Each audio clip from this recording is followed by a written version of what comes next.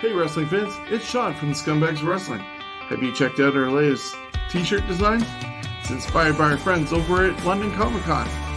Nigel Lewis of NCL Studios came up with this amazing design of a comic book cover. It features 22 stars of the Ontario independent wrestling scene, including Cody Deaner, Jody Threat, Casey Spinelli, Tyson Dukes, Brent Banks, Tarek, Sebastian Suave, Halal Beefcake, graduates of the Tyson Dukes Wrestle Factory, and many more.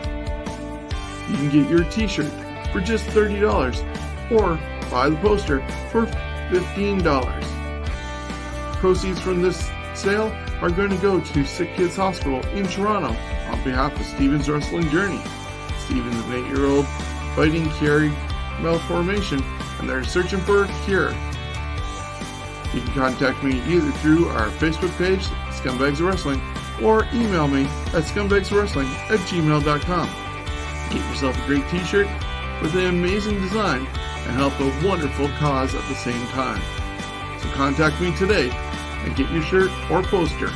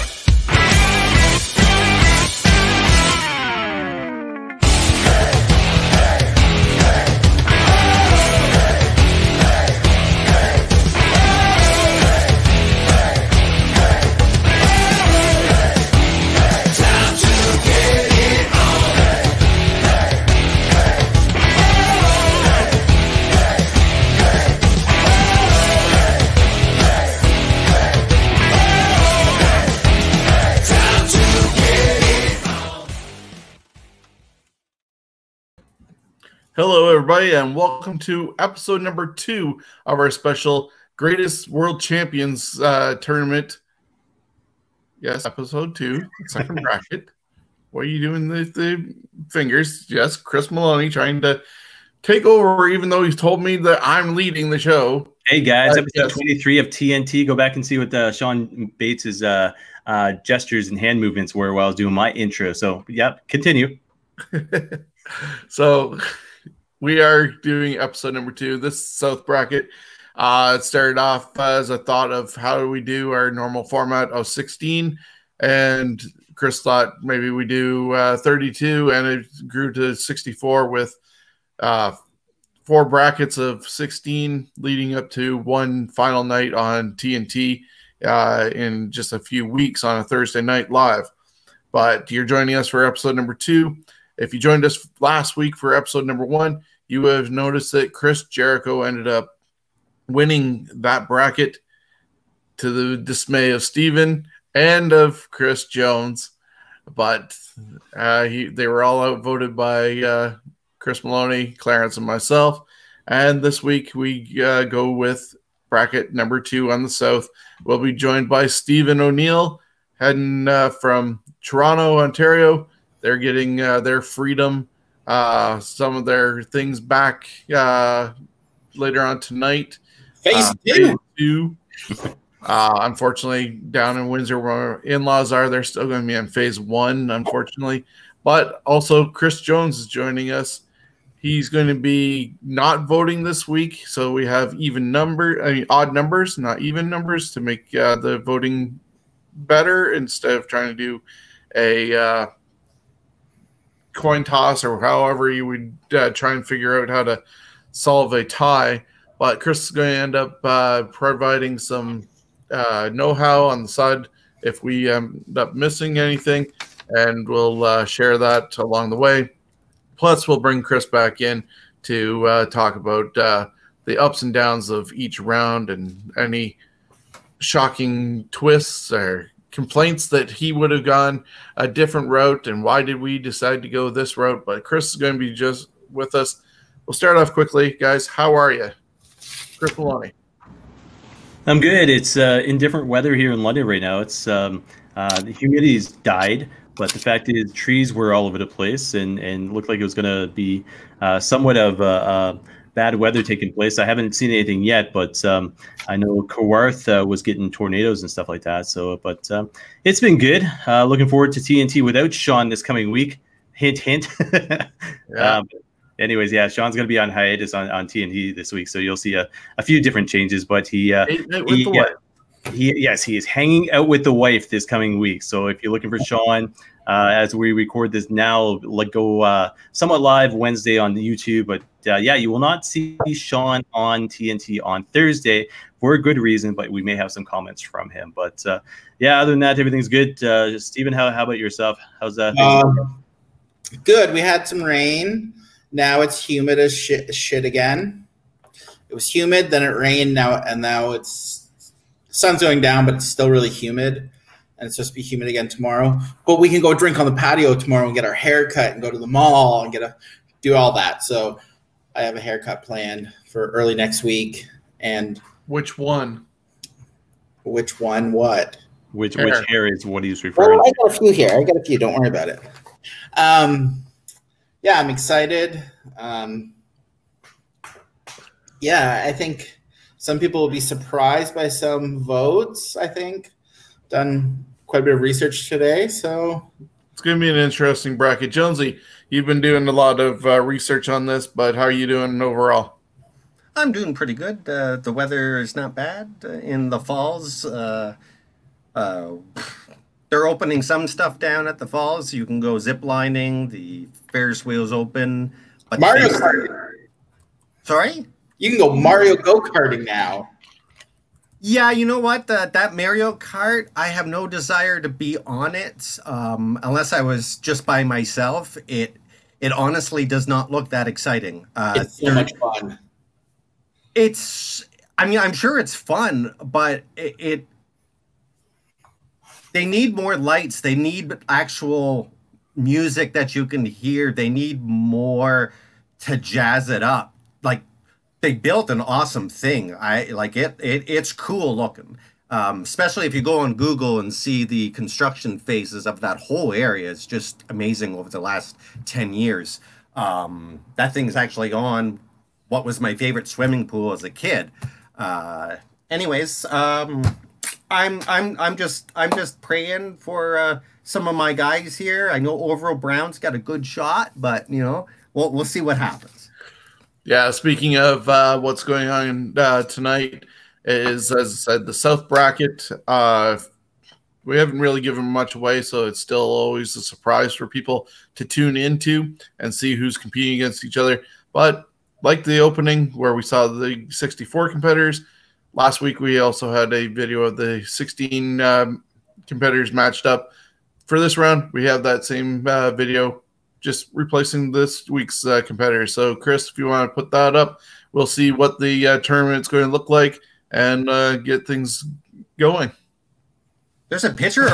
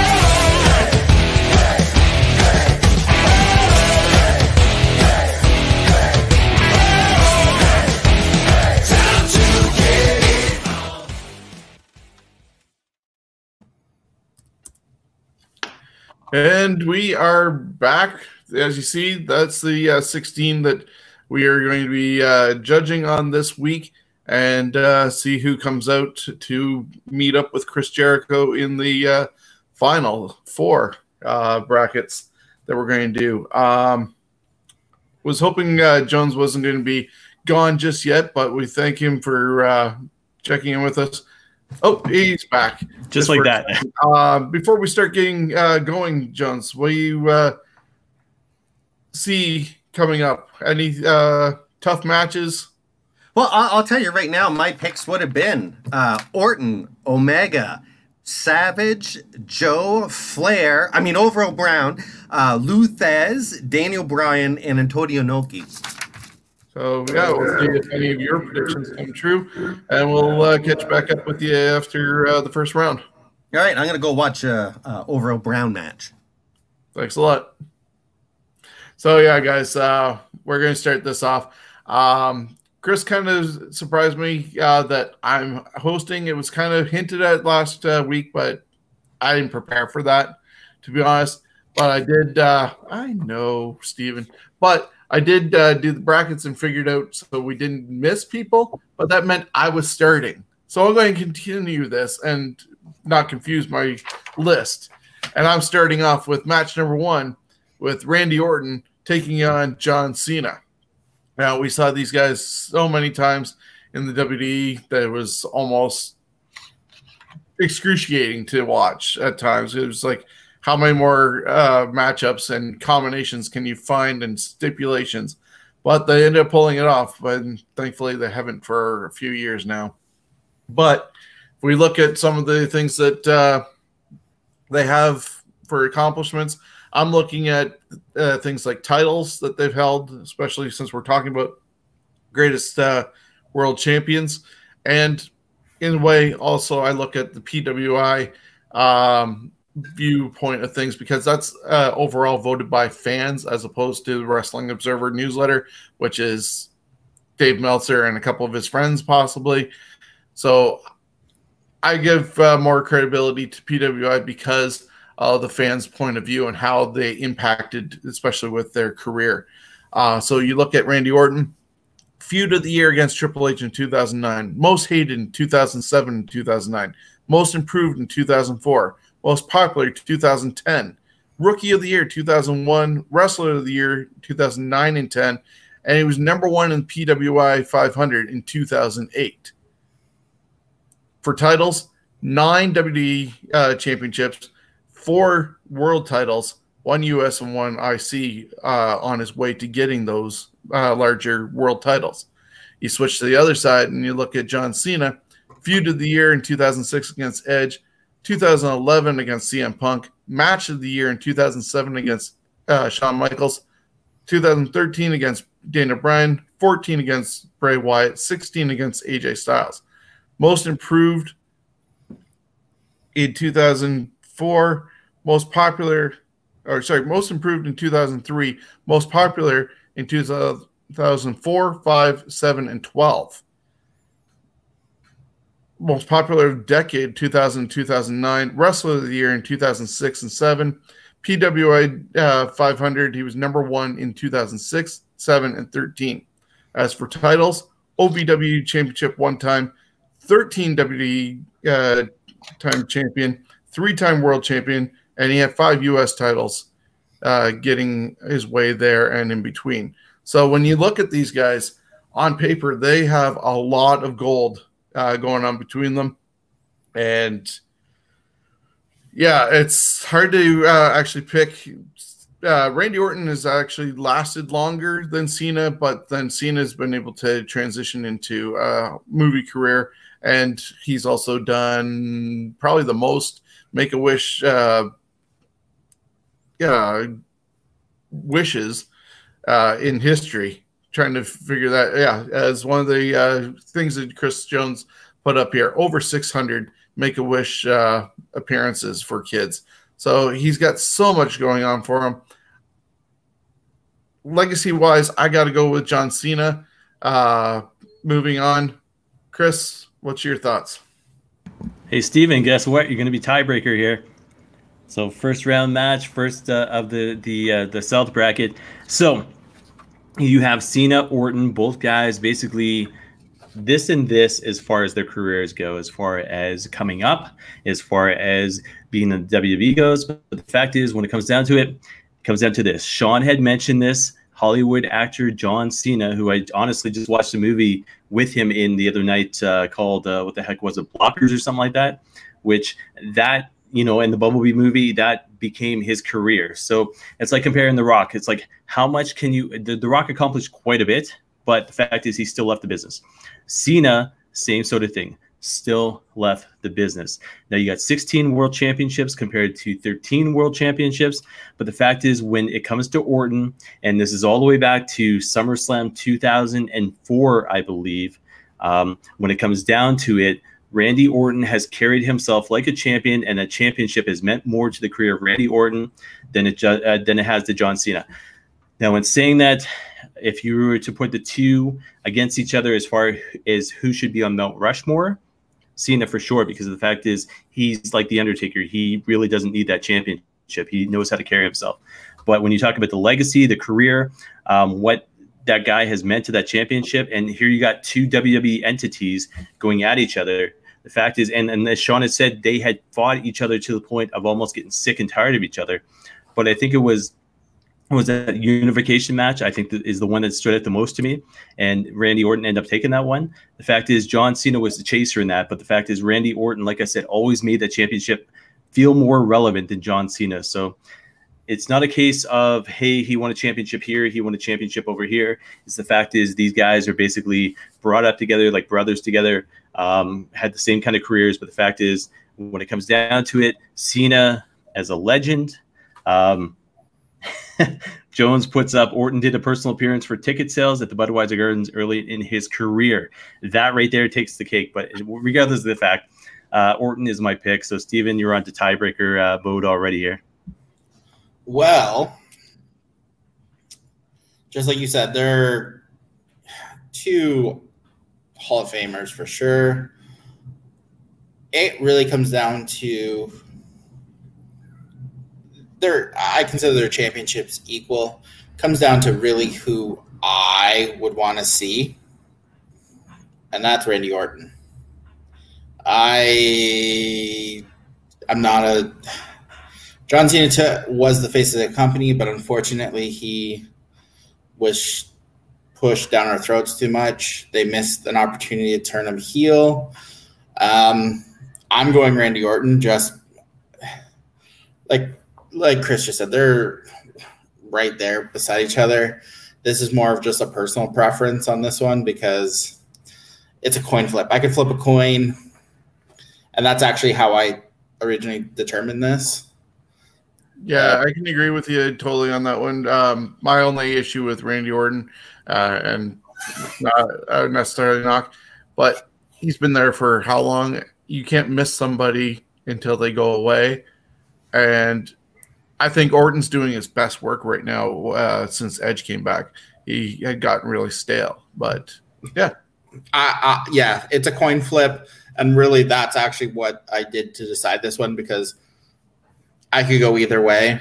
There's this bracket, this round, the South bracket has a few of those. So I have one coming up that I still haven't made a decision yet. So I'm going Orton. So Orton's going to move on 2-1.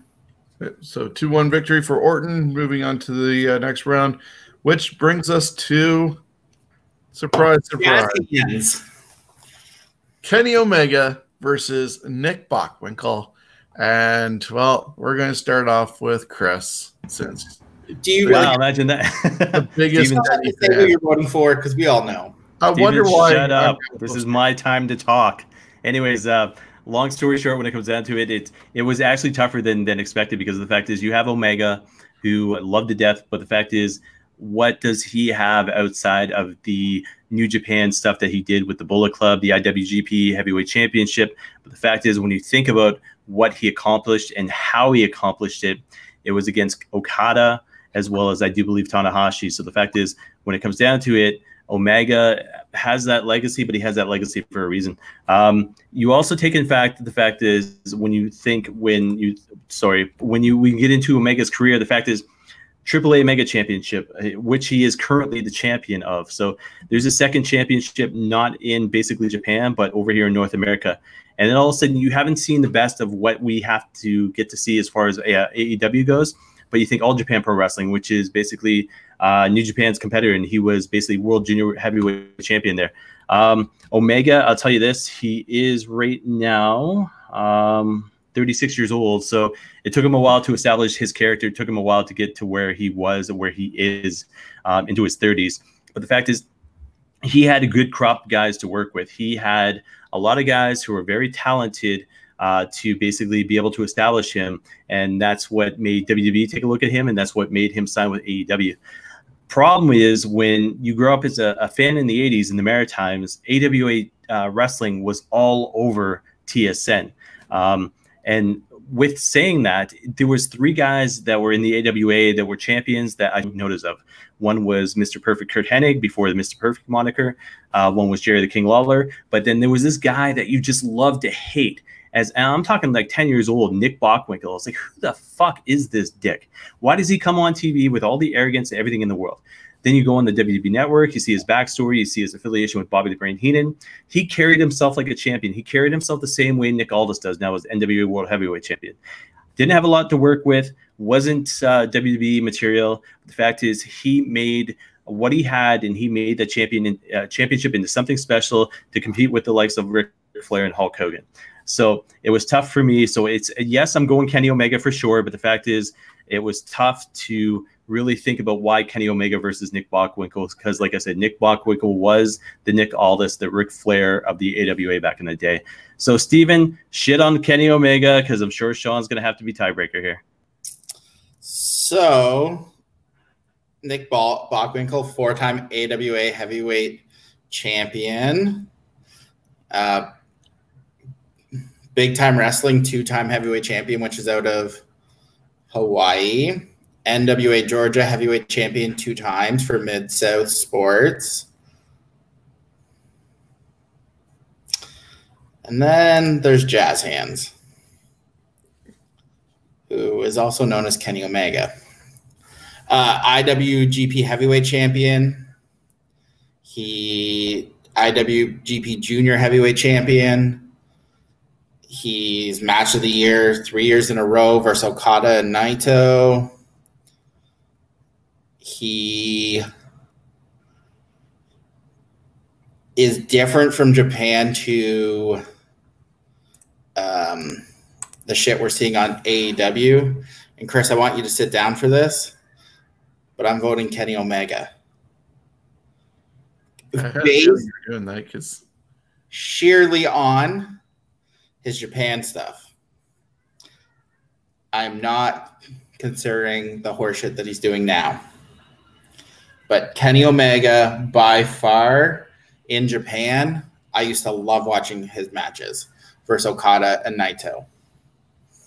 I wish, and I think that's why I give them such a hard time, that's what they need to do with him in AEW instead of doing the thong matches and shit like that. So, unfortunately, Shawn, your vote doesn't count. But who are you going with? Well, we forgot to mention, though, that Nick Bockwinkel is in the NWA Hall of Fame as of 2016 and WWE Hall of Fame in 2007. With that said, though, I was going Kenny Omega because of everything that he has done. And I figured you guys were going to vote for him anyways with the whole influence that he had with the IWGP championships. Hey, while you've got the mic, you gotta take note of Jones's last comment about Nick Bockwinkel. Kind of made me laugh there. Well, yes, not only a Hall of Famer, but he appeared on Hollywood Squares in 1968, where he won a Pontiac Firebird and deluxe kitchen set and $1,300 in cash. Yes, so. That was almost a determining factor. That that $1,300 in the kitchen set. But now Kenny Omega is moving forward into the next round to take on Randy Orton, which takes us to our next matchup, which is JBL taking on the Macho Man. Yeah, Macho Man Randy Savage. Steven. So, JBL one-time WWE champion.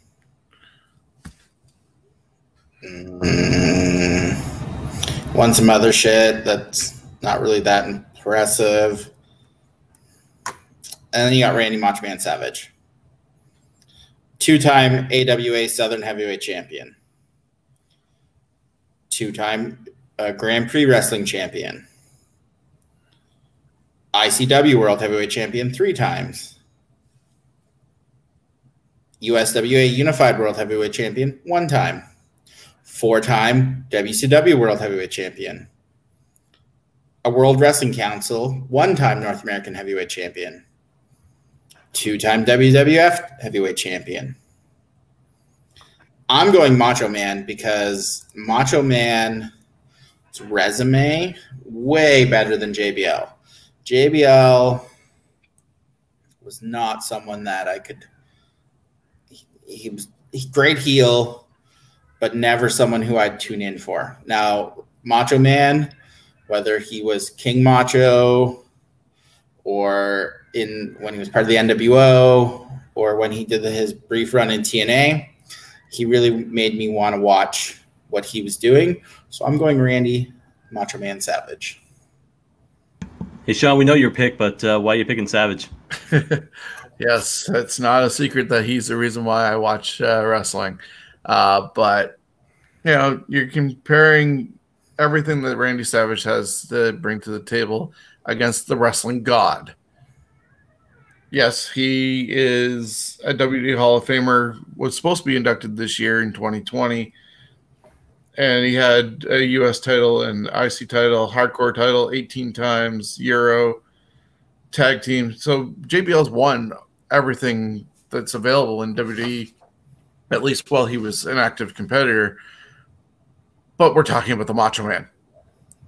If JBL was up against somebody else, any of the other 64 or 63 guys, he might have had a better chance, especially against somebody like a Rick Martel from last bracket. But, you know, JBL got the short end of the stick on this random drawing, and Savage moves on for sure. Your pick?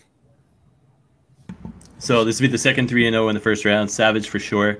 JBL, you can't. It's funny as we're doing this because I've got Impact on in the background. And they got a flashback taking place, and they've got Bully Ray taking on Devon, which I didn't know actually existed. But we talked about Bully Ray last week, and just basically the career that he had post, Team 3D, post the Dudley Boys, and JBL's that same sort of way. You know, JBL, you never really thought of him as anything more than Justin Hawk Bradshaw, or basically Bradshaw as far as the APA goes.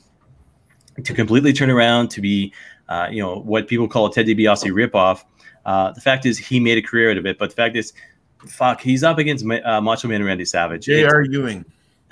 You can't. There's certain names in this business, in the world of wrestling, especially as world champions go, that you can't compete with, and Savage is one of them.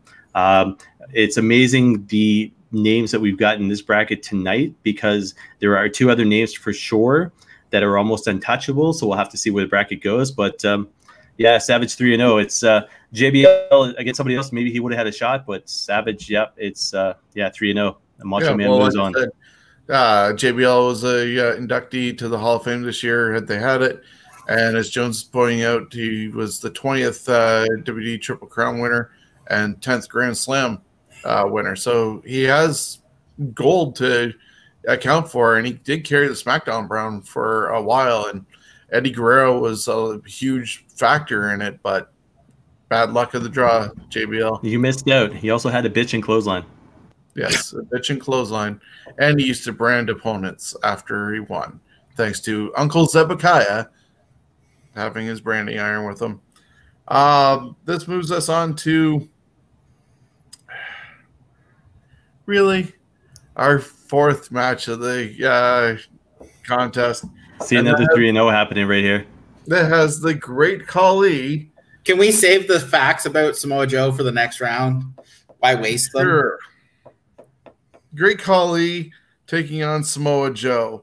There's a lot of facts for Joe compared to just one little footnote for Khali.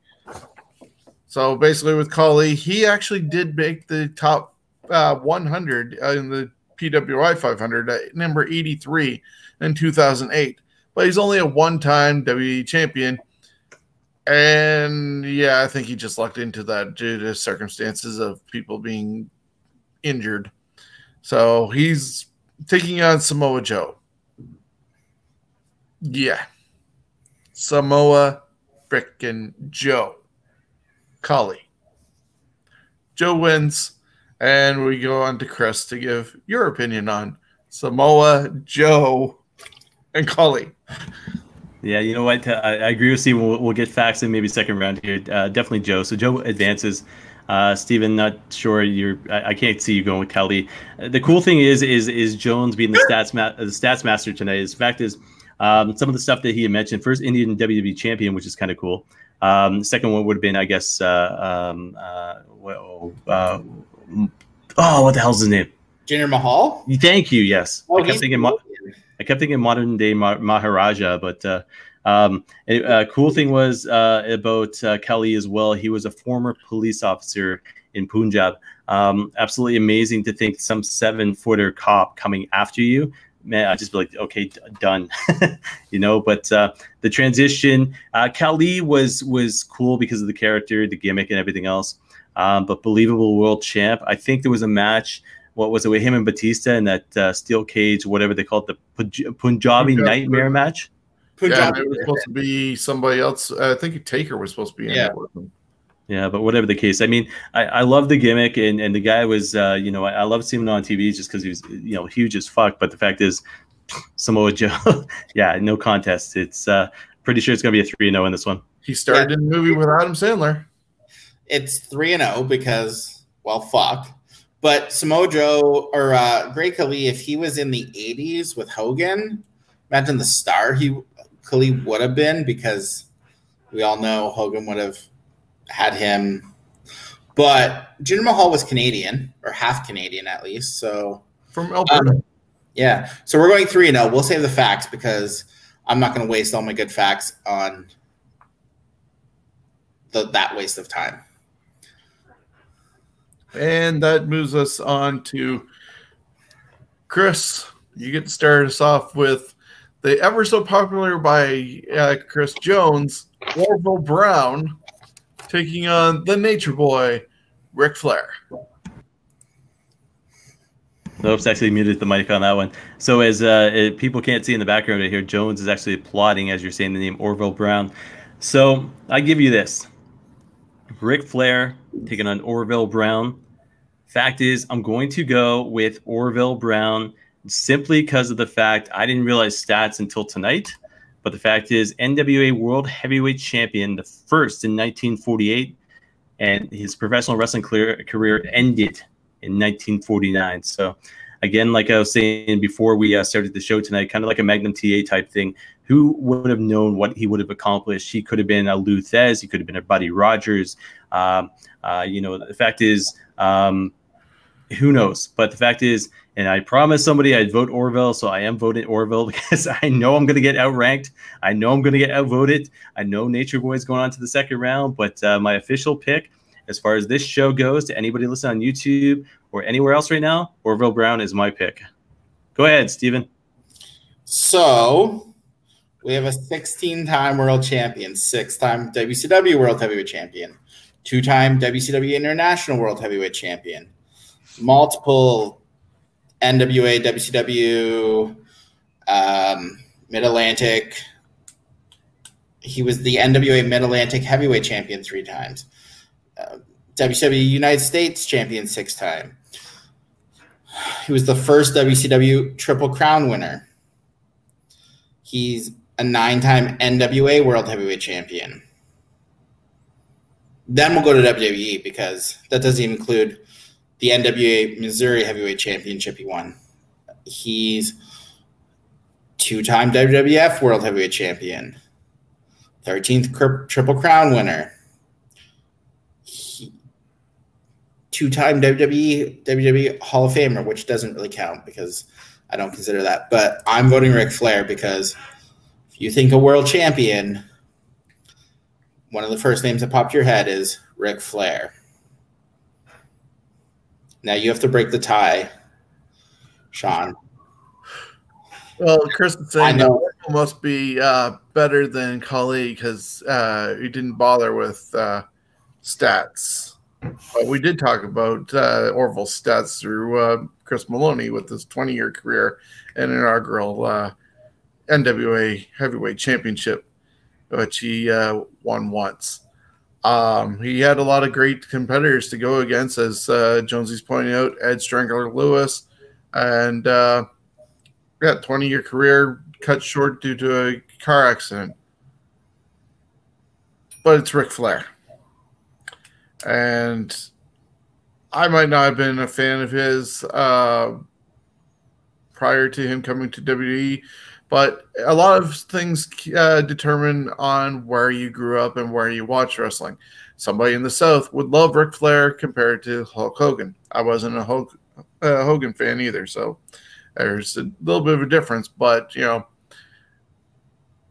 when Flair came, I could see what the big deal was with him, and I did see the Flair Steamboat feud that happened before he came to WWE.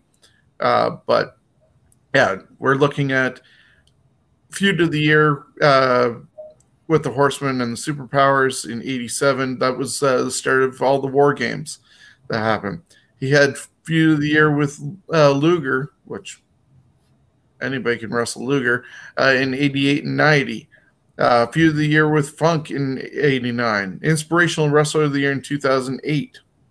Matches of the year in '83, '4, '6, '89, 2009, and 2008, which included people like Harley Race, Kerry Von Erich, Dusty Rhodes, Ricky Steamboat, and Shawn Michaels.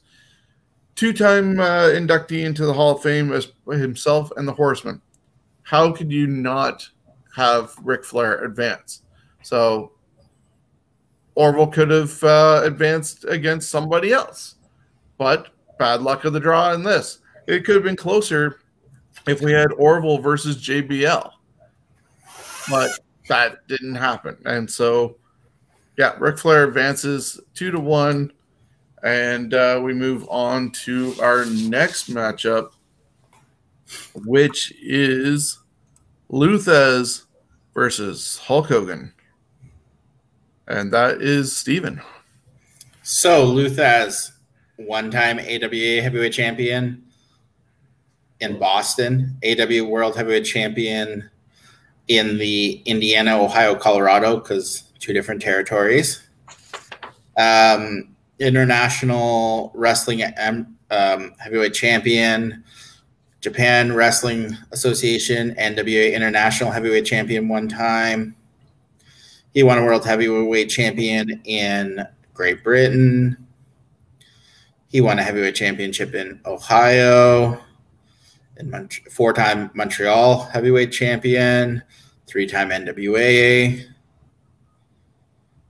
3-time, yeah, they just keep going and going and going. Then there's Hulk Hogan. He's an IWGP Heavyweight Champion, the original version. IWGP League Tournament. He is a WWF, WWE Undisputed Heavyweight Champion 6 times. He is multi-WWE Hall of Fame. He's a 6-time WCW Heavyweight Champion, which I didn't realize it was that many. Finger poke of doom. True. I'm going Hulk Hogan based on, if I think greatest world champions, it's Hulk Hogan Luthez isn't in my top 5, so I'm going Hulk Hogan. That also is my mark in me. And I will say, as a non-Hulkamaniac, that Hogan is advancing for myself. Luthez has tons of things on his resume, and I'm never going to take that away from him. As Jonesy was talking about us earlier before we started recording, he invented a lot of different moves. Not many people have a move named after them, and at least a good one that's used a lot, because even Trish Stratus and Steve Austin used the Luthez press. Now, I'm not calling the Meltzer driver a good move, but Luthez has at least one move named after him, and he invented so many others. As Jonesy's pointing out, 2-time AWA champion, 3-time NWA, in a 10-year total reign. Things being equal, if he'd been in this generation, it would have been an amazing champion as well. I think just two different types of generations we're talking about. Hogan, unfortunately, lack of skills compared to Luthez for sure, but his impact on the wrestling business, bringing WWE to fruition in the rock and wrestling era, and then bringing WCW to profitability in '96 when people were starting to turn on him again because he was getting stale in WWE, and that's why one of the reasons why also with movies that he left. But he got brought into WCW thinking that, oh, here's somebody that can revive things and turn a profit. They still were not turning any profits in '95. It wasn't until Hall and Nash got there and he turned heel that things started taking off for WCW, and they had their climb, which unfortunately was short-lived in their case. But the best impact in the business has to go to Hulk Hogan. Chris? So I'll tell you this. It's not a 3-0. It's a 2-1. So this was one of the ones on my bracket that unfortunately I wasn't able to pick and choose from. So with Hulk Hogan, you got Hulkamania. You get everything that he accomplished for the business, the industry. Without him, WWE would not exist. I tell you that much. But when you go and you look at Luthez, and the first thing you see on Wikipedia, for example, is 22 world championships. The more you go through it, all of a sudden you see debut in 1932, retired in 1990. So that span of a 68-year career, or 58-year career, sorry, is absolutely amazing. You think about the fact that he's got a Hall of Fame named after him. The Tragos Thez Professional Wrestling Hall of Fame. And then when you go back into detail as far as, like I said, Wikipedia goes, you see that he was trained by Ed Lewis, George Tragos, who's part of that Hall of Fame with, like I said, Ray Steele and Warren Bockwinkel. There's a name. So the fact is, you can't take away from Hulkamania, but when you think about this tournament and the greatest world champions, 22 world champions, or 22 world championships. And the fact is, it's not a Jerry the King Lawler type thing where all of a sudden he was booking himself. You know what I mean? He was just that popular, just that powerful. And when it comes down to it, and you think about, and you guys had already mentioned about his move and being, Shawn's got a fucking smirk on his face, so I'm curious. But you think about the fact is he has a move named after him. I'm sitting here and we're doing this show, and I've got Impact Wrestling on the background right now because we are recording on Tuesday. And sure enough, who performs the Thez press is Alicia Edwards against the virtuosa Diana Perrazzo. So the move is still relevant as we're recording this show because I just watched the move take place. You know what I mean? Trish Stratus was famous for it, but the fact is when it comes down to it, Hulk Hogan, yes, I agree. The fact is he is moving on, but the fact is in this case, I would have went Luthez. Next round is going to be difficult because you've got that famous matchup between Ric Flair and Hulk Hogan, NWA versus WWF. So it'll be interesting to see where we go with that one. But yeah, Thez was officially my pick. Yeah, it was definitely a tough call because Luthez has so much to offer. But yeah, just legacy-wise, that's why I think both Steven and I went with it. So that brings us to Daniel Bryan versus Shinsuke Nakamura. And I get to start that one. I got a quick question with this one. Is it only Daniel Bryan, or are we including Daniel or Bryan Danielson? Bryan Danielson as well. Okay, that just want to confirm. The human, Just regardless of how he is called. So I think you're asking because of the fact that he was New Japan Junior Heavyweight champion one time, Best of Super Juniors winner in 2004. Then over in ROH, he was one-time Pure champion and one-time World champion. Headed over to WWE, four-time WWE champion, one-time World champion, IC and US champion. A couple tag team titles, especially with Kane. So he's a multi-time Grand Slam winner. I think he's in the Grand Slam, definitely that realm. PWI-wise, he had comeback of the year in 2018. His career could have been over, by all accounts, should have been over, but the right people diagnosed and he had enough time off that he healed up. So he got to come back, huge comeback in 2018, voted by the fans. Feud of the year was 2013 against the Authority, and we all saw how that culminated at WrestleMania with the double titles at the Superdome and the celebration that happened there. Inspirational Wrestler of the Year, Match of the Year against John Cena in 2013, most popular in 2013, Wrestler of the Year in 2013. So that was a huge year for him, and number one wrestler in PWI 500 in 2014. You go over to the other side, and yes, people won't really know about Nakamura's skills to their greatest extent because of what we've seen in WWE. He has had a great run in NXT and half decent so far on the main roster, but it got shot down, especially in some of those matches with AJ Styles. But people wouldn't realize that he's IWGP third champion, one-time, three-time IWGP champion, a five-time IWGP Intercontinental champion. He held the NXT title twice.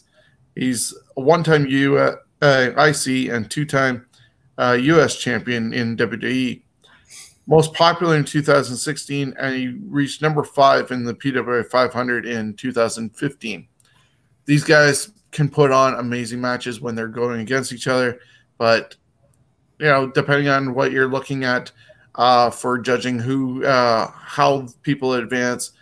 In my case, I'm judging on resume and impact, and Daniel Bryan had a huge movement, especially with going from basically not having really anything going on for him at WrestleMania to having 2 matches and winning the titles, and the huge movement that people had to get him in that position.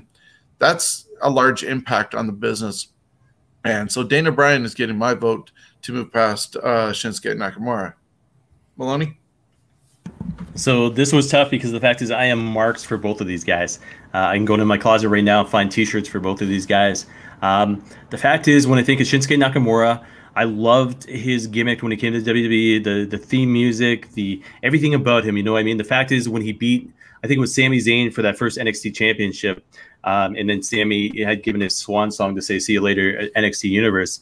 But the fact is, that doesn't even cut close to the career that he had over in New Japan. You know, he was the reason Kenny Omega won the IWGP Heavyweight Championship in the first place. Or sorry, not at the IWGP Heavyweight Championship, but it was I think it was the IC, maybe? I think I'm getting my facts confused, but I think he had vacated this title. I think, I'm not sure if it was due to injury or because of the fact he'd come over to North America. But when he came over to North America, I do remember this. He was a huge signing. It was a huge thing to WWE. WWE.com had announced it as like Shinsuke Nakamura is coming over, you know. It wasn't the type of thing where it was a Kenta type thing where they didn't do anything with the guy and he kept getting injured. The fact is, Shinsuke, in my opinion, has been misused by the WWE, not necessarily by NXT, but misused by the WWE. You know, you talk about Undertaker and AJ Styles and the match that they had, and the fact is, when you watch that series, and the fact is, Undertaker goes into his last match against AJ Styles because he's trusted. Here you got AJ Styles in a main event at WrestleMania taking on Shinsuke, and they low blow each other to end match. I think it was one of the biggest bullshit moments I've probably ever seen in my life. But if the WWE had to use this guy properly, he would be up there with Daniel Bryan. He'd be up there with AJ Styles, but they haven't used him properly. And because of that, it's tough to go against a guy like Daniel Bryan, because the fact is, here's a guy who was ROH. And like I said, marks for both of these guys. Here's a guy who was pure champion, who was ROH world champion. And the fact is, they knew how to book him properly. He was the American Dragon Bryan Danielson. You know, it wasn't just Daniel Bryan. And the fact is, when WWE took over him, he was being misused as well. You know, you think of his feuds with The Miz, you think of his the way that they were basically jobbing him out to Sheamus at WrestleMania for the world title and this and that. And then all of a sudden the fans got behind him, and you can never, ever take away that WrestleMania 30 moment. You know, a lot of fans will be like, okay, Undertaker lost for the very first time. But to me, Daniel Bryan winning that title against Triple H and Randy Orton and Batista, that to me was legacy. That was legit. That was, here's the fans building this guy up. And when Daniel Bryan won that title, it meant something, and the fans went nuts. And the way he carried himself as champion, even though they put him, I think, with a feud with Kane. Fact is, ROH, WWE, you can't take away that legacy. You can't take away the build that he had. And the fact is, who carried themselves better as a world champion? When Shinsuke was part of New Japan, there was no hype. I wasn't a fan of New Japan back then. And, you know, when all of a sudden I discovered guys like Tanahashi and Okada and Naito and stuff like that, is what kind of made me a fan of New Japan Pro Wrestling. Shinsuke never did that. So even though he was IWGP Heavyweight Champion, fact is, he never made me a fan of New Japan. So fact is, when it comes down to it, Daniel Bryan for the win for this one. I got to go with that. I think, Shawn, you had gone Daniel Bryan as well. Yeah, so Steven, your vote. It's a sweep. Well, that's why I had to ask. I had to clarify. Because if you would have said ROH doesn't count, it'd be 2-1. But I was a huge ROH fan. Him versus Mojo, him versus Nigel B. Guinness, him versus CM Punk, him versus a lot of guys. I'm going Daniel Bryan. And it honestly came down to the ROH thing put it over the top for me. Don't get me wrong. I love Shinsuke. Love what he did in Japan. I love what he did in NXT. But like Chris said, he's grossly underutilized in the main roster. He should be a multi-time world champion, heavyweight world champion. He's got the skills, the matches that him and AJ, the guys that he could be wrestling, and he's not, which breaks my heart. But yes, this is a 3-0 sweep because I'm going Daniel Bryan. I'm surprised you said that the Ring of Honor resume helped put Daniel Bryan over the top for you, and it wasn't the fact that his dad is his stepfather is John Laurinaitis, or as I like to call him, John Laryngitis. You know, Vince, you really look buff today. So yeah, Johnny Ace is Daniel Bryan's father-in-law. Who would have ever figured that would have connected to each other? But that's what's happening in real life. Daniel Bryan's, though, moving on 3-0. And that brings us to Antonio Inoki against Christian. And, Chris. Hi, welcome back. You get to start this one. Antonio Inoki versus Christian. You can only hold beverages for so long, I'll tell you that much. That's okay.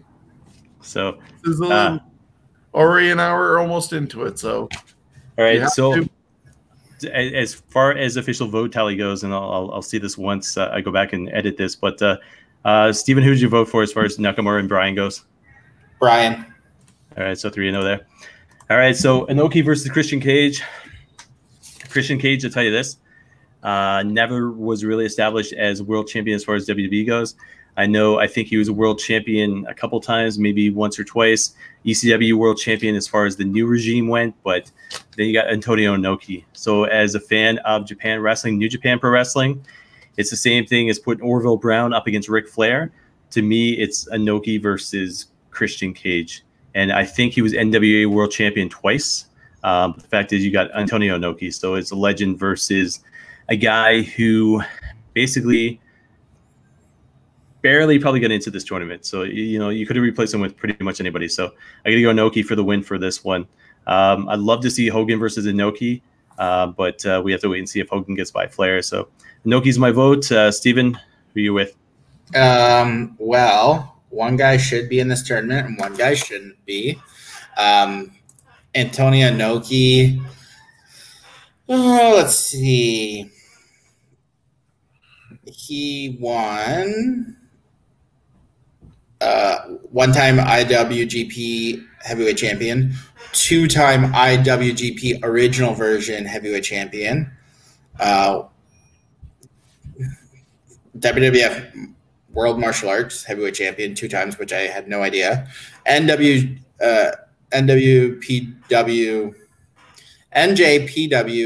Real World Champ, no idea. I'm confused by some of this. NWA Texas World Heavyweight Champ. He also won, which I didn't know. He's a one-time WWF Heavyweight Champion, and it says unofficial. So, but I'm going Inoki because one guy should be in this tournament, one guy shouldn't be. Well, it is going to be a 3-0 sweep. I did pick Christian because, hey, he was a TNA NWA champion. He brought Captain Charisma here to London when TNA was doing a show here. He finally did break that sort of glass ceiling that he was experiencing, not being able to get past Edge, sort of being the Marty Jannetty of the group, but more successful than Marty Jannetty. But after Edge retired, he got the ECW championship. He had the world title with Randy Orton multiple times in a great series of matches that they did. And that's why I picked Christian to be in here. But he's a victim of the draw, just like a couple other people were, of not being able to get it out of the first round.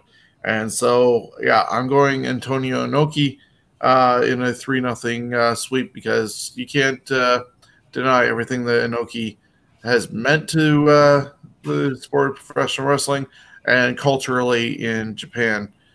So he has basically the total package of what is looked upon for being a champion. So there we go. The first round is done. We'll bring in Chris. Steven had to step away for a moment. And Jonesy, what are your thoughts on the first round and any surprises? Well, it's too bad Over Brown didn't make it through, but I do understand. I at the JBL one, I flip-flopped between the two of them before I decided on Savage because, JBL as a wrestler isn't very good, but the fact that he was in these tag teams in mid-card for so long, and then he got an opportunity and he made it. And his clothesline from hell, I'm sorry, he'd rip off Randy Savage's head with one clothesline. So, I know it's supposed to be on paper, but moves to me are a part of your resume. So I think JBL in an actual match, Savage just wouldn't have a chance. But that's me. With the others, you know what? You said that Xena has lost his chance to kind of turn heel, and I don't think that's true. Unfortunately, they probably won't do it, but if WWE wants another kind of boost, as far as a lot of things, as far as ratings and sales, if Xena came in and was the same character he's always been, but amped that up annoyance of Xena knows best kind of attitude and just shoved that in everyone's face, to me, he could be a bad guy that way. And then, like, it almost happened when he had that feud with Bray Wyatt, and it pissed me off. WWE didn't continue with making Cena like a bad guy. I think he'd make a great bad guy, but as a nice guy.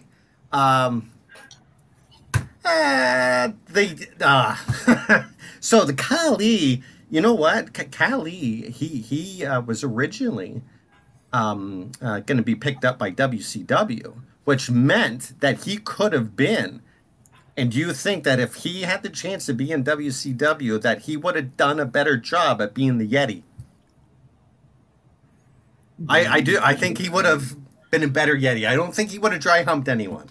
Better than Ron Reese? Yes. And Nakamura, you know what? For me, when I seen him in New Japan, that was one thing that made me like New Japan even more, because his entrance, how he delivers his moves after his main moves, he just drips a different breed of performer. It's not just wrestling. It's he creates an aura and uses the music very well. Nakamura, to me, I think has the best entrance of anyone I've ever seen. I'd love to see it live and see if it gives me goosebumps. But at the end, yeah, Christian Cage is the Marty Jannetty version 2.0. So. But more successful. Because absolutely more successful. Jannetty did not win any world titles, and his latest claim to fame is wondering if a girl is legal age or not. So to me, Christian Cage is very similar to Jeff Jarrett, where I don't believe Jeff Jarrett as a world champion in a big company, but in a smaller company, I think he's the guy. And same thing with Cage. It's just not big enough, and doesn't. I don't know. There's something that isn't there to make you a good world champion, believable, with all these big guys around you. And that's my 2 thoughts. No worries. Thank you. So if we look at the brackets, Maloney has them up. Yeah, in the second round, we're going to see Randy Orton against Kenny Omega. Randy Savage taking on Samoa Joe. The battle of WCW versus WWE or WWF, Ric Flair versus Hulk Hogan, and Daniel Bryan taking on Antonio Inoki. So anything you're looking forward to, Jones, before we get back into this? I'll just say that I think for this, it would be, for me, Orton, Savage, Flair, and flip a coin on that one. But I had Antonio Inoki, but I still kind of, Anyway. Well, we'll see what happens. So thanks for your thoughts on that, Jonesy. Steven, Chris, any thoughts on the second round before we dive in? Or the results of the first round? Results of the first round, I tell you this, some of them were tough, but this second round is a hell of a lot tougher than that first round. I'll tell you that much. Yeah, well, when a couple 3-0s happen, it's a little bit easier, but I don't know if we'll go 3-0s on this round. I don't expect a 3-0 in this round at all. So we're going to dive in, and we start with Steven with Randy Orton against Kenny Omega. Boom, boom, boom. I'm torn on this one. Don't smile, Chris. Fucking asshole. Like I said, I liked Kenny Omega in Japan. However, my coin flip is going to go Orton.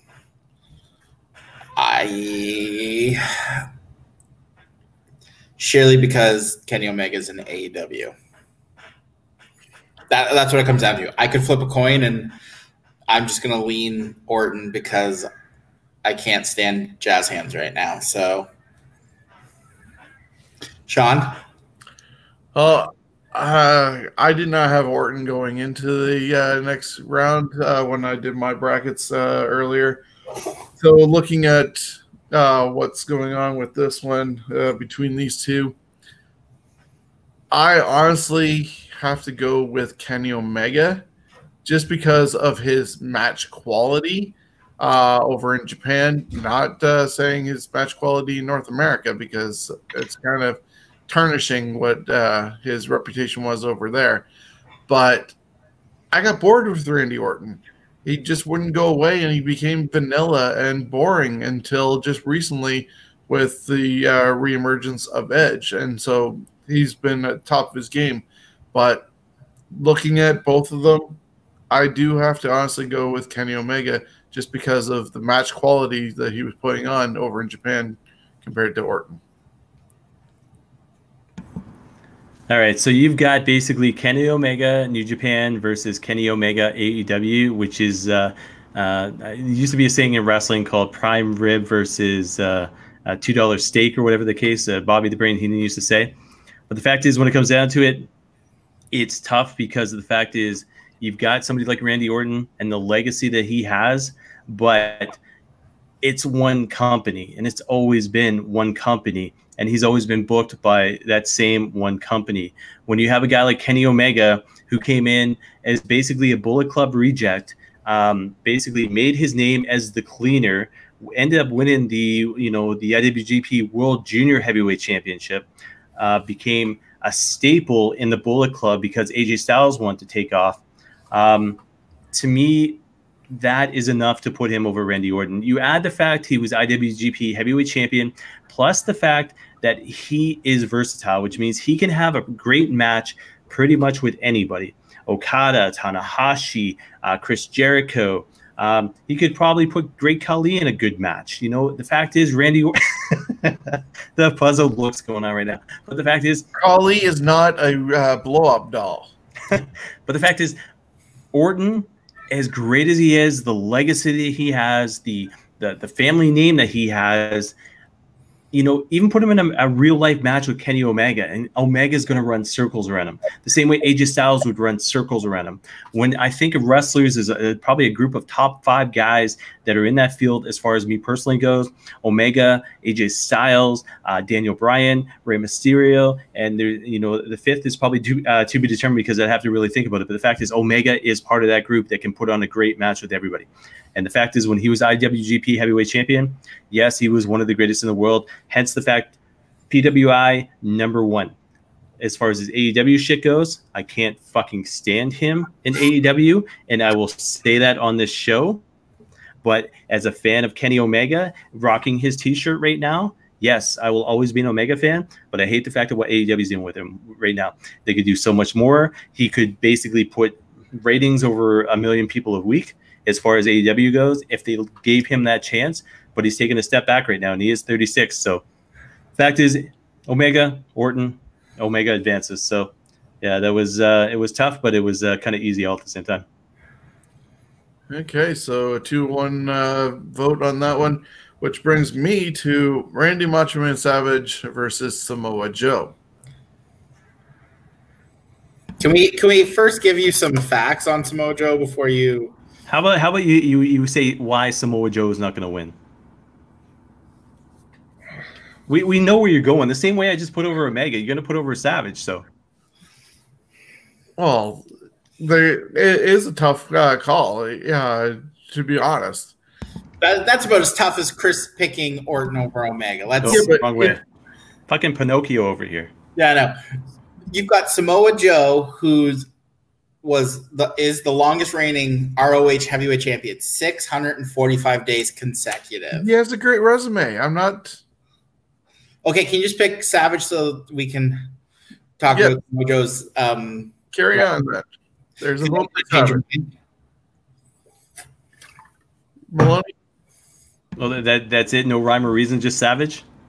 Well, Steven's saying just get on with it, so I'll give my vote to Savage without propping up Joe, because you guys can prop up Joe and decide if he's advancing or if Savage is. So I will tell you this, as a fan of wrestling today, as a fan of wrestling, you know, when I really started heavily getting into it probably about 15 years ago, the fact is I was an Impact Wrestling fan. I have been an Impact Wrestling fan way back to the days where I had to basically go and find and download the weekly pay-per-views onto my computer to be able to watch them. That's when I discovered Christopher Daniels, you know, AJ Styles, Chris Sabin, Samoa Joe. And all of a sudden they went live, I think, on, what was it? It wasn't TNT, but the other one, Spike TV. And then there was Spike, and there was another name for it as well. Before that was Fox. For Impact? Did you say for Impact? Fox? Yeah, they had an explosion show on Fox. When they first got their TV deal, they were like on FS1. Yeah, what did Spike turn? Oh, it was TNN. And then TNN turned into Spike. Yeah. Yeah, so that's the way it was.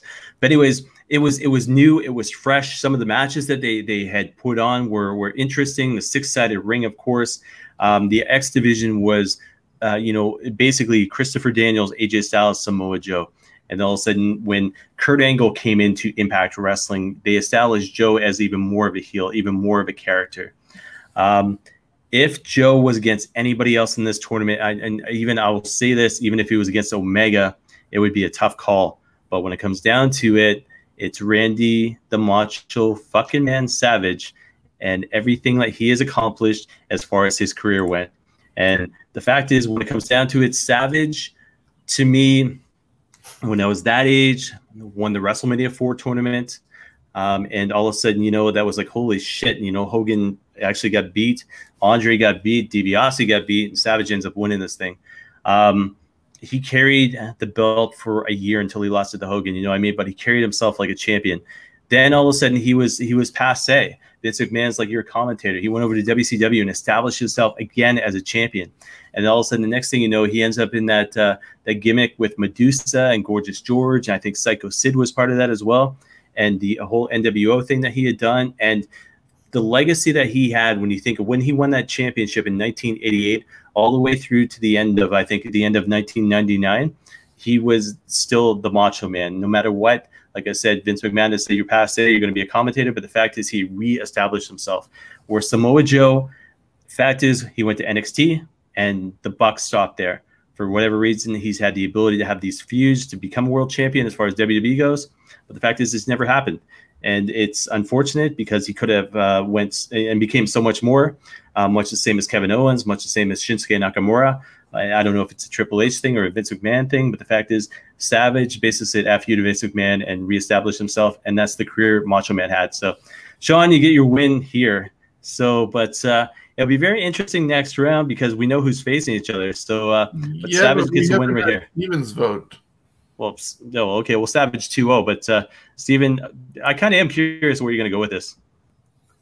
So, Samoa Joe, ROH heavyweight champion, 645 days, still the longest reigning world heavyweight champion in ROH. He was an ROH pure heavyweight champion. He was 2000 Rookie of the Year. He's an NWA World Heavyweight Champion, X Division Champion 5 times. He's a 2-time NXT World Champion. My vote was going Samoa Joe. The 645 days being ROH champion, wrestling guys like the American Dragon, CM Punk, Chris Hero, you name it. Rock. Yeah, that was towards the end. Tyler, by far, he put on ROH at that time made me want to watch wrestling again. You think of the guys back there, like even just CM Punk alone when Joe was back there. Well, you watch our matches of Daniel Bryan, Nigel McGuinness as well, you know? Yeah. You like the guys that he fought made me want to watch wrestling again. My vote would have been Samoa Joe.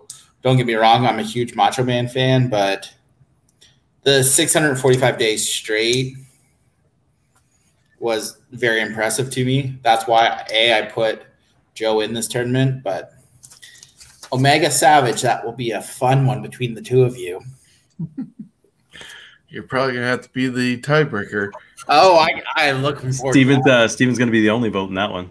Yeah, that's going to be the fun one. I want you both to make your cases. Which brings us to Chris, starting off with the battle of the 80s. Hogan versus Flair. North versus South. NWA versus WWF. Who's going? So you think about it this way: I was a mark for WWF. It's just the way I grew up. It's what I saw on TV. Ric Flair was basically an arrogant jackass. I saw him on TV and I hated the guy, but he did his job. You think of the legacy between the two guys. You think, like I said, Hulk Hogan. There would be no WWE, WWF without Hulk Hogan. He basically saved the company, put it on his back. And basically in saying that, you cannot go against the career and the longevity of Ric Flair. Hogan established himself in the 80s, kept himself going in the 90s, and then that was it. As far as Ric Flair goes, you think 70s, 80s, 90s, even the 2000s. The matches he put on with Edge, the Evolution thing that he had done, with Batista and Triple H and Randy Orton, even to friggin' showing up on Monday Night Raw the past 2 weeks, but he's still relevant. Hogan, the problem is with him, I think there was too much politics involved. With Ric Flair, the fact is, when the going got tough, he made a decision. He was like, okay, I'm going to jump ship. But he was always loyal to WCW, the NWA, right down to the final version of Nitro. You know what I mean? He made guys like Sting. He made guys like Lex Luger. He was one of the powerhouses attempting to feud with, the NWO back in the day. But 16-time world heavyweight champion. And the fact is, when it comes down to it, they won't allow anybody in wrestling to break that record. John Cena's got 16 championships, and they won't allow him to break that record. Randy Orton has halted, I think, at 13. Triple H, I think, is up there as well. But the buck stops at Ric Flair for the amount of respect that they have for the guy. And he's another one of those guys who can make anybody look good in the match. And you think of the names that I've mentioned, but you think of the feuds that he had with, like, say, a Ricky Steamboat. You know what I mean? The fact is, you can't – Hogan versus Flair – when it comes right down to it, as far as wrestling goes, or wrestling ability goes, and the way you've carried that championship, Hogan saved WWE. But the fact is, Ric Flair has been there throughout the past 50 years or whatever the case may be. So it is a tough call. But the fact is, when I think of wrestling, back in the day, I would have chose Hulk Hogan over Ric Flair easily. But the fact is, the more experience and the more the older I get, Ric Flair all the way. So Flair's got my vote. Steven. So just like Hogan made the WWE, Ric Flair saved WCW. At the time, it was NWA Mid-South. The only reason why Ted Turner bought then NWA, or Jim Crockett Promotion, was because he remembered Ric Flair. He's a 16-time world heavyweight champion. Hulk Hogan, don't get me wrong, I was a Hulkamaniac as a kid. Hated him when he turned and went to the NWO and WCW. But I'm going Ric Flair. And that makes three of us. Wow.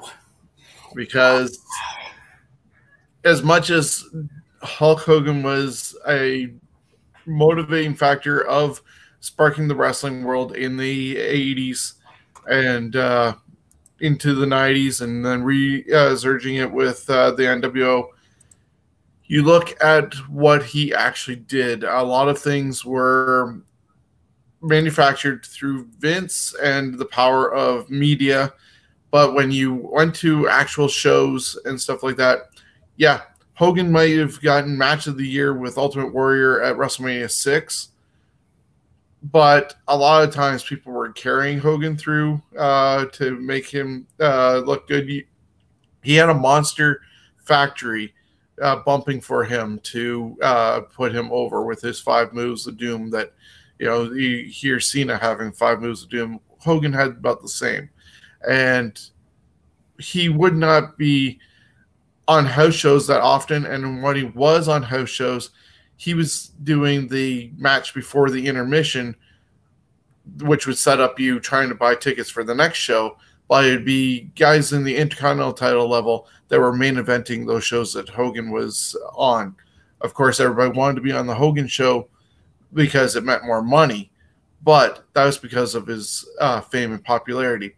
You go over to the other side, and you got Ric Flair, who was putting on hour-long Broadway matches and keeping people involved the whole time. They weren't getting up and going to the washroom. They wanted to see what happened. Whether he was going hours long with Ricky Steamboat in their trilogy that they had, or going against Terry Funk, Dusty Rhodes, or Harley Race, Ric Flair was the guy who you wanted to see. And also, he was part of the NWA at the time, and that was all the different organizations in the territories saying, he is our guy who will go around to everybody. He was voted that position, not just one man like Vince McMahon saying, here's the belt, Terry, and you're carrying the company. Ric Flair was chosen by multiple companies to represent them. So that's why, even though was not a fan of Rick because I didn't see the NWA as much as I obviously saw WWF, but Ric Flair earns his stripes and 16-time world champ and everything. He's moving on to the next round. Which brings us to Daniel Bryan against Antonio Inoki, and that is Steven. Well, I'm going Daniel Bryan, or the American Dragon, Bryan Danielson. Sheer fact that I have seen so many of his matches in ROH, WWE. Don't get me wrong, both great wrestlers and great champions, but the American Dragon, Bryan Danielson, or Daniel Bryan, just makes me – the matches he had with Samoa Joe, CM Punk, Nigel McGuinness, Tyler Black, Kevin Steen, El Generico, just match quality. I'm going Daniel Bryan. And I'm going to second that with vote for Daniel Bryan because, you know, we talked about how things went for WrestleMania 30, and before that card got put together, who was really excited for it? Like, there was a lot of rumored matches. If CM Punk had not have walked out, probably Daniel Bryan wouldn't have been in the position that he was in, because I think he was going to end up getting Triple H after CM Punk walked. But everybody wanted Daniel Bryan to win that Royal Rumble to go to WrestleMania. I was at that Royal Rumble, and just the heartbreak that was there when Daniel Bryan lost to Bray Wyatt in the opening match and did not come out for the Royal Rumble as people expected, and totally shit on Dave Bautista for winning. Of course, that would have been their opportunity to pull the trigger on Roman Reigns, because that's when people wanted to actually back him. But without Daniel Bryan in there, people crapped on the rest of the match. Rey Mysterio even got booed coming out at number 30 that day. And it was all the resurgence of the fans wanting to back Daniel Bryan and get him into that main event. And then you go back in time, and he's all the great matches they had in ROH you just described, Steven. And he's one of Shawn Michaels' first group of students, or only group of students, along with Spanky and Lance Cade. he's got quite the career going for him, and to be able to also come back like he did from injury, Daniel Bryan. Chris? So I think the semifinal is going to be fucking tougher than shit. I tell you this much. So I will say this: I'm going to go Daniel Bryan. And reason for is because the fact is he established more with the companies he was with than Inoki. Inoki was complete New Japan, but again, in the sense you put him up against Daniel Bryan, and I have to put in the factor as this is the fact is he booked himself like Jerry the King Lawler would have. You know what I mean? So he was that territory. He was that promotion. Just to elaborate on two separate thoughts before we bring in Jonesy here. Shawn had mentioned WrestleMania 30 in the original card, so I've got it here in front of me. So it would have looked like this, and this is 7 matches that would have taken place if Punk wouldn't have walked out. So Roman Reigns versus Dean Ambrose for the United States Championship. Big Show versus Kane. Third match up was Daniel Bryan taking on Sheamus. John Cena versus Bray Wyatt with the Wyatt family. Undertaker versus Brock Lesnar was on as planned. CM Punk taking on Triple H, and then Batista taking on Randy Orton in the WWE World Heavyweight Championship match is what was planned. So again, because of what happened at the Royal Rumble and the lack of fan support that Batista had, they had to make the changes, and then CM Punk walking out obviously made the difference as well. With regards to 3 years in a row of Sheamus and Daniel Bryan. Yeah. So with regards to Inoki, I'll tell you this. With regards to IWGP Heavyweight Championship, there are 2 versions, and this is why. So Hogan defeated Antonio Inoki via knockout in the first IWGP League 1983 final, becoming the first champion. So Hulk Hogan on June 2nd, 1983, became the first champion. His reign was 378 days, but the fact is, the title wasn't defended as often. So Antonio Inoki was champ number 2.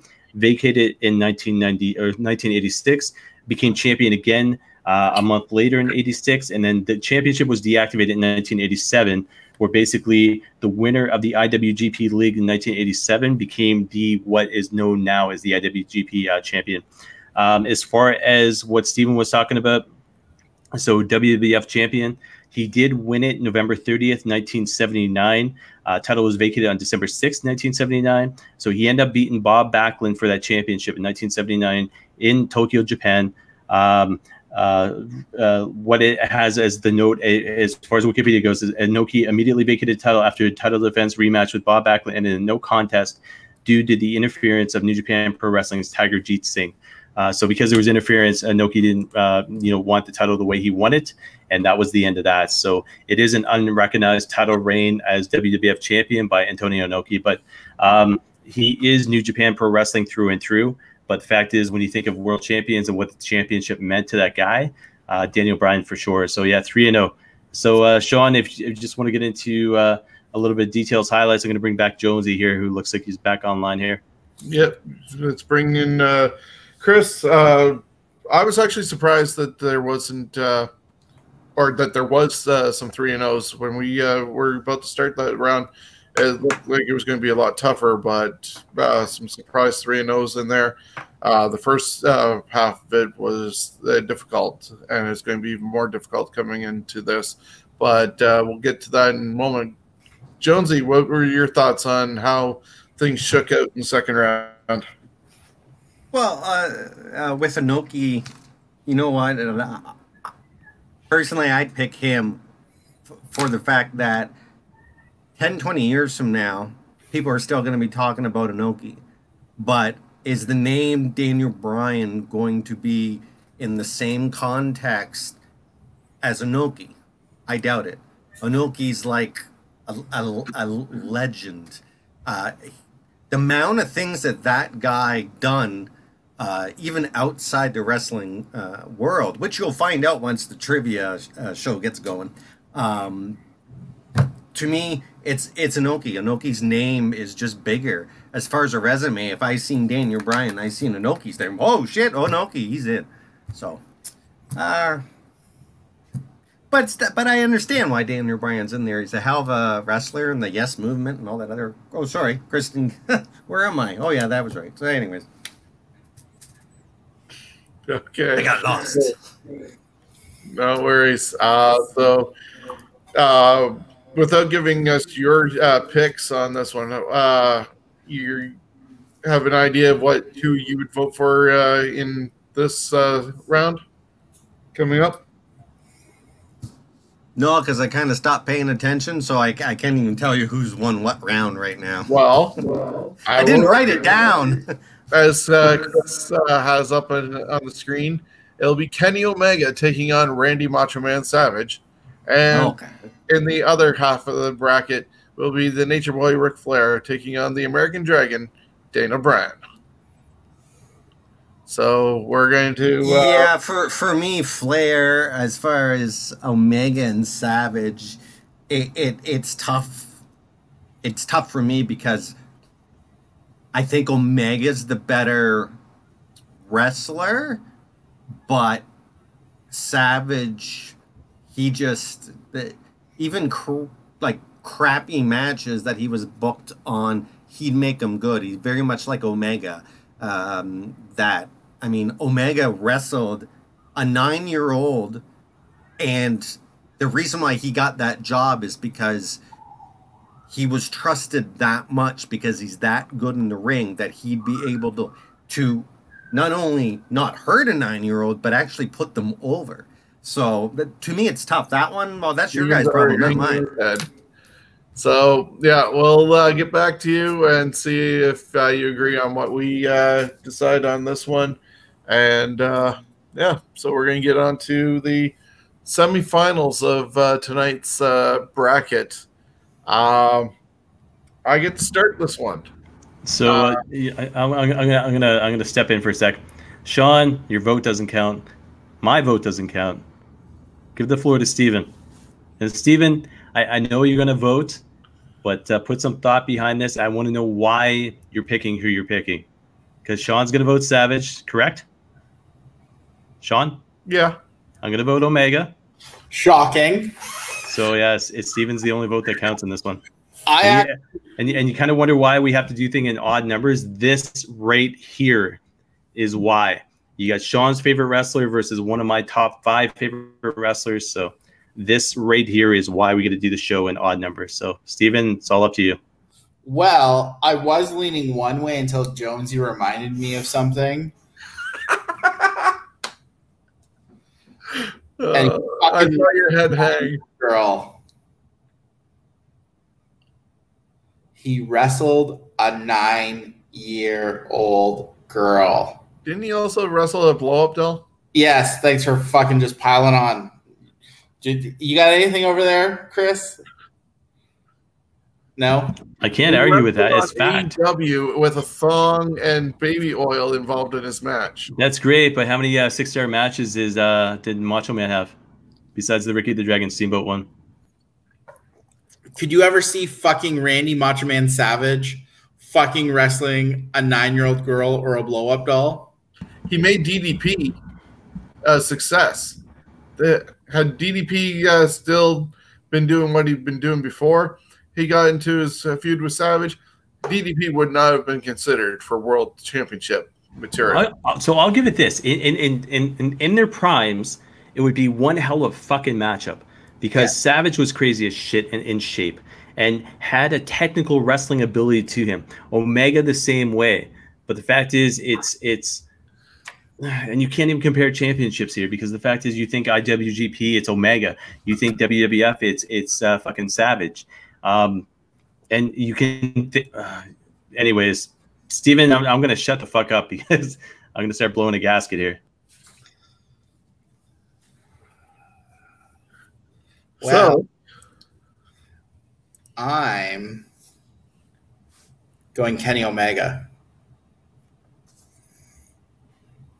I can't deny, as much as I fucking hate that he's wrestled a 9-year-old girl and the fact that he's wrestled a blow-up doll, I can't deny what he did in Japan. I can't, as much as I want to, but I'm going fucking Kenny Omega. Okay. Which then brings us to Chris with our Ric Flair versus Antonio Inoki, the Battle of the Legends. So I'll tell you this. So Kenny Omega was in New Japan for 3 years. The amount of stuff he accomplished was phenomenal. That's all I'm going to say about that. But when it comes down to Daniel Bryan and Ric Flair, Oh yeah, yeah, and Dana Bryan. Why did it say Inoki? that would be interesting as well. But I looked at the wrong list. Yeah, I do believe they've actually fought. But when it comes down to it, you can't compete with Ric Flair. Daniel Bryan, as much as he accomplished with that championship, fact is Ric Flair accomplished damn well more than expected with the titles that he had. And the fact is, when it comes down to it, broken back, the surgery, the names that Ric Flair had wrestled to win those championships, even just do that. You think Daniel Bryan, that first championship that he won was Batista and Randy Orton in that match?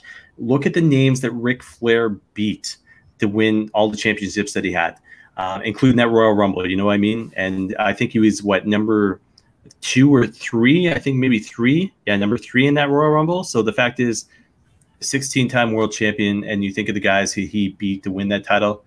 Yeah, Ric Flair, hands down. So, Steven? I love the American Dragon.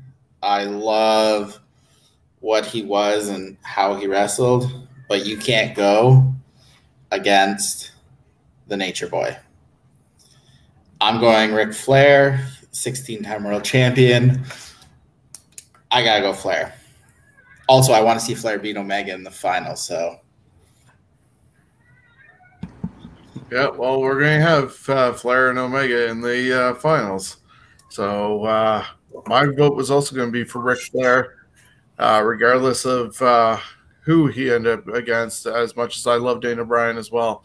But Ric Flair, legacy over what Daniel's accomplished. Yeah, can't deny it. And wheeling, dealing, limousine riding, jet flying, Space Mountain. He's moving on to the finals against Kenny Omega. Jonesy, would you have expected that, or did you think Savage was going to advance? No, I'm not surprised. But as far as Omega and that to me, that match that he did with the 9-year-old girl, which was, I put it on the side, it was a demo match, and I think it was at a convention or something, and so it wasn't on a regular card. And the crowd knew that, obviously a 9-year-old would kick the crap out of Omega, but, the girl would, let Omega have that, victory. But anyways, and hey, Savage used to read the storybooks to children. If you ever see the videos, they're hilarious. And he can snap into a Slim Jim. Sorry? And you can snap into a Slim Jim. Oh, yeah. I just realized I have my other speaker on. That's why you're probably hearing echo. I bet. There will be no echo. There we go. There must have been a bitchin' echo. So, as far as Omega versus Flair, all I'm going to say is, except for AEW, I've never seen Omega have a bad match. I've seen Flair have bad matches. And yes, Flair is amazing, but as far as in the ring, Omega is so much better. Maybe not at selling and stuff like that, but as far as the technical part and just like I'd say he's as good as Flair as far as getting the crowd into a match. There's an aura about him, more New Japan than AEW, but and hey, AEW is just using his name, really. That's why he's there. They don't need him to wrestle well, unfortunately. But for me, it would be Flair. Sorry? I said they need someone to wrestle good. Yeah, you know what? I haven't watched. I watched the first couple weeks, and I thought the wrestling was good. I guess it's changed. I can't really except on YouTube, and I don't want to watch all that stuff on YouTube. There's just too much wrestling. That's my problem with today. There's too much damn wrestling to choose from. Yeah, AEW is not wrestling. That's not encouraging. So we'll save that debate for a Thursday night, especially after Steven's gotten to sit through an episode of Dynamite. As you saw, Chris had up the finals. It's Omega versus Flair. And we're going to. What I'd like to know with Steven is, did he know all along that, you know what? I know Flair's getting through. So it's like, what is it? Paper, scissors, rock, and Spock. Nothing beats Spock. So, anyways. I already knew where Shawn's head was at, so.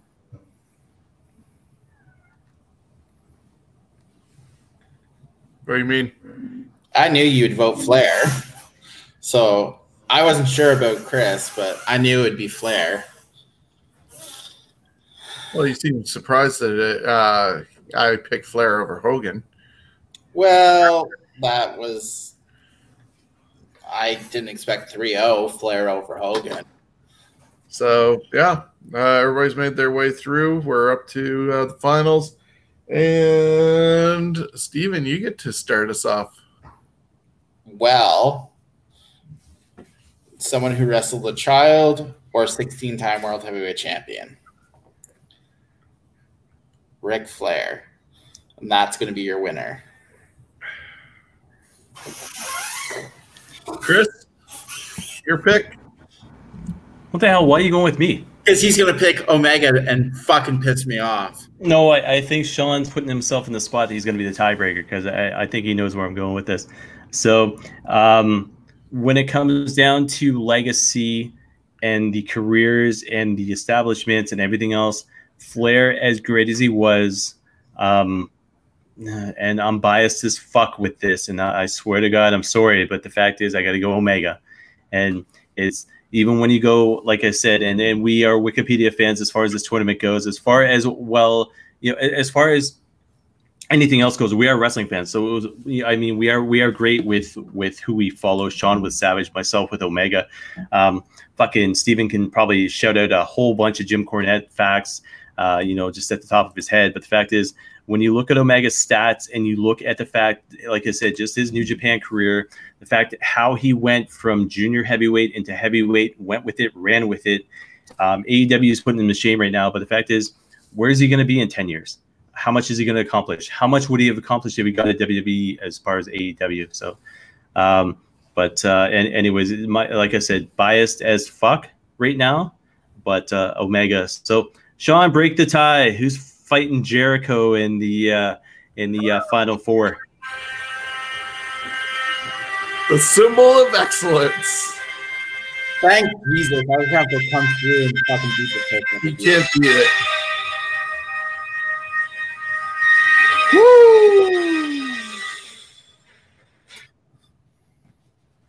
So yes, Ric Flair is taking it. He's going to the Final Four, which will happen on TNT in just over 2 weeks' time.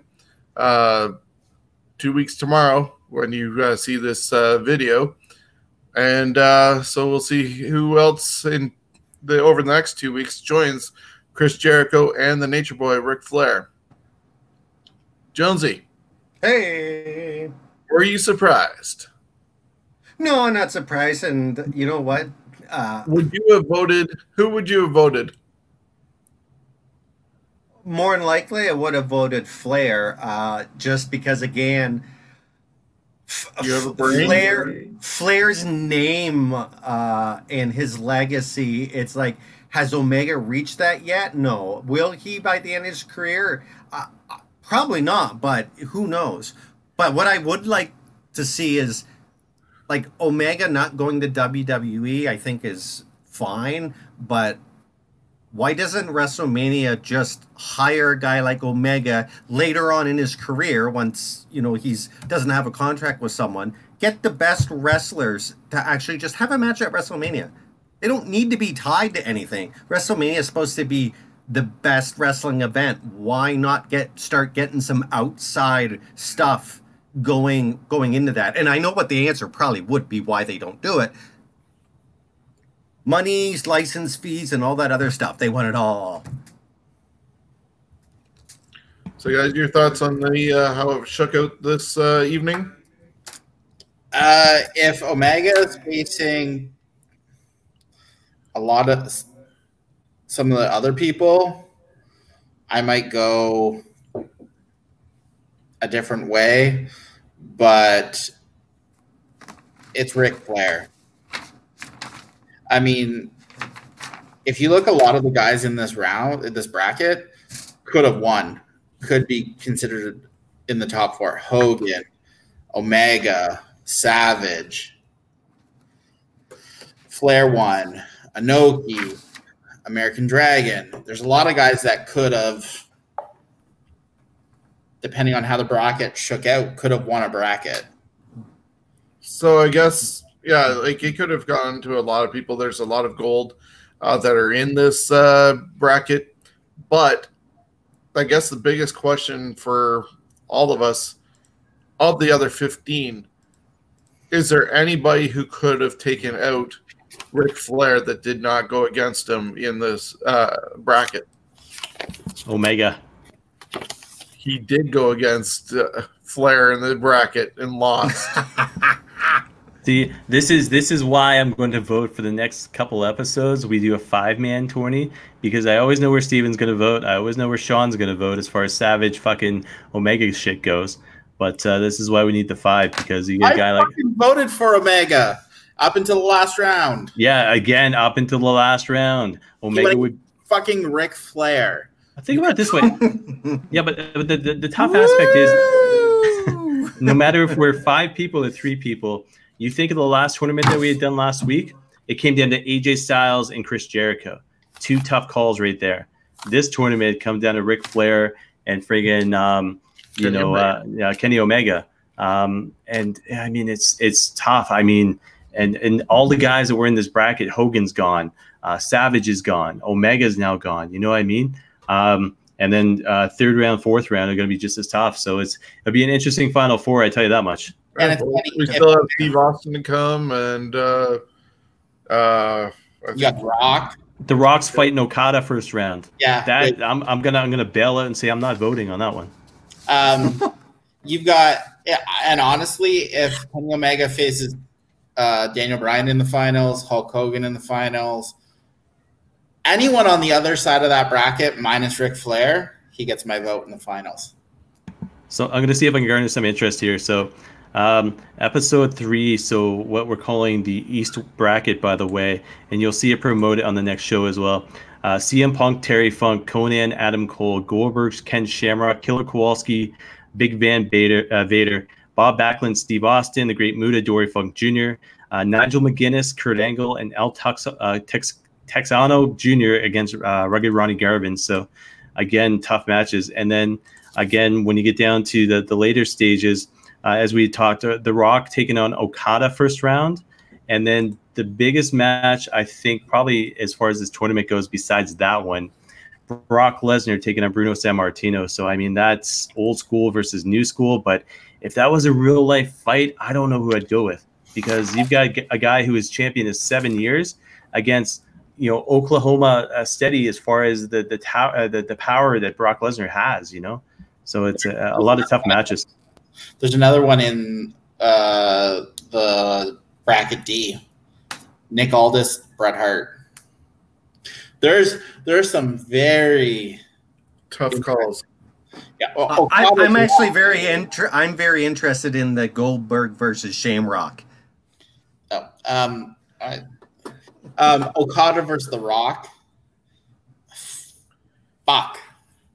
And if I recall right, because I saw him just this past weekend, I believe Clarence is returning for episode 3, the East bracket, to help break that down. So it should be all 5 of us.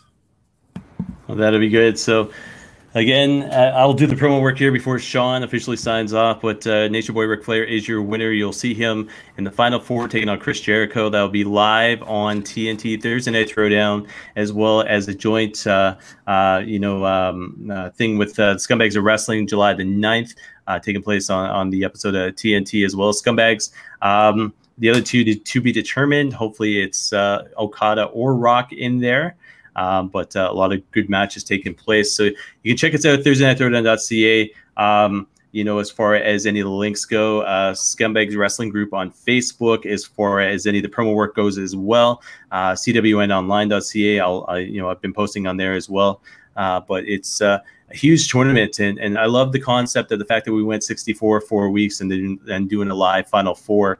It'll be like the day after the West bracket airs on YouTube. But it's been great. Shawn's been good as host. See you later, Savage. Unfortunately, see you later, Omega. But it's fun having this, because the fact is you never know sometimes who you're going to vote with. And with me, with this bracket, Hogan versus Thesz, I had no idea who to go with, and there's going to be a lot more like that. Jonesy, you've been great with the stats. The Orville Brown thing. It'd be interesting to see who maybe he would have won against Great Khali, But it's tough to see somebody like that when all of a sudden you see the comparison, the 1948, 1949 retirement, and you compare him to like a guy like Magnum TA. But it'd be interesting to see episode number 3. I think we'll all be part of it. And then Shawn, you had said Clarence going to be part of it as well. That's what he said. As long as we keep to our schedule for him to be here, then he's a part of it. All right. So, any final thoughts, guys, on the show itself? Anything that you guys want to add? I'm very surprised that dude, if we get kicked off of YouTube again, I'm not creating another channel. I'm surprised Flair beat Hogan 3-0. Fucking Steven the Instigator, play Flair's music out. Screw that shit. Gotta get you going. It's fun. So I think 2001: Space Odyssey is public domain. So I am a shit disturber. You're welcome. Woo! Symbol of excellence. All right, so we'll leave it at that. Shawn, why don't you promote your Scumbags just while you can, because you won't be on this Thursday's show. Yeah, just dropped the Scumbags Wrestling episode number 110 the other day. A little bit behind, but because of all of the news that was coming out with accusations, didn't want to totally jump the gun and make it a fully gossip show. So really, I took a lot of what we talked about at the roundtable discussion from Thursday with Chris, Steven, and I, and include that in this episode because it's a lot better than me just talking about it myself. And we did a good discussion, I think.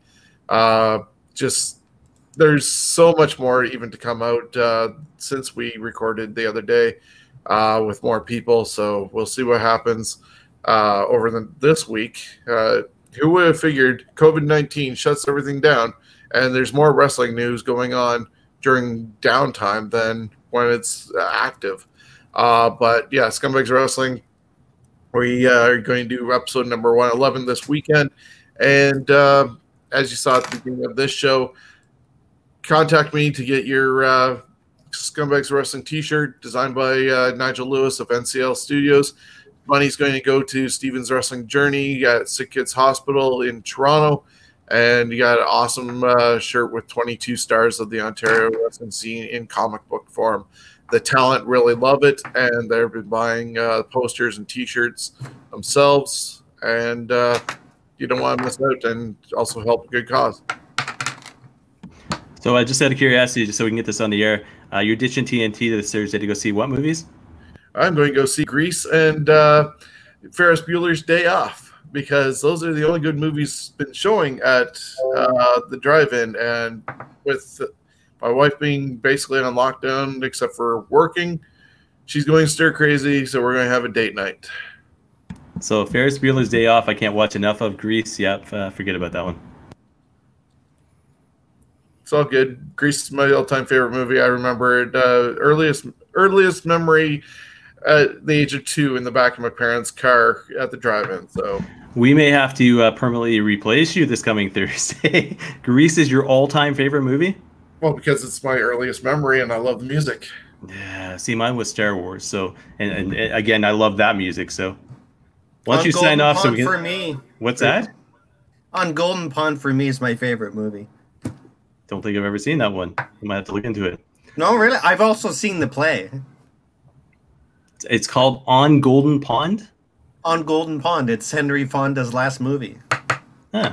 He was very sick when he did it, and a lot of the story between the father and daughter was actually also true to both of them because they were father and daughter.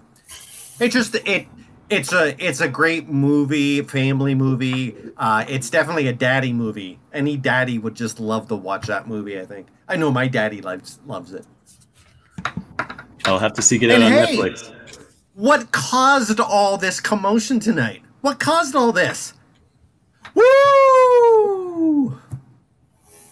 Come on, I'm trying to put catchphrases of his in there, not giving me any help. We get enough of the four fingers going on here. So, Shawn, why don't you sign off so we can go watch the On Golden Pond movie? Thank you, everybody, for being a part of it. Chris, and Steven. Can't do it without you guys being a part of it. And, hopefully everybody's enjoying this who are watching it. We have 2 more brackets to go before the finals, so tune in every Wednesday on our YouTube channel, and let's have some fun. So thanks, guys. All right, see ya till next week. Yeah. Bum bum bum bum bum bum bum bum bum.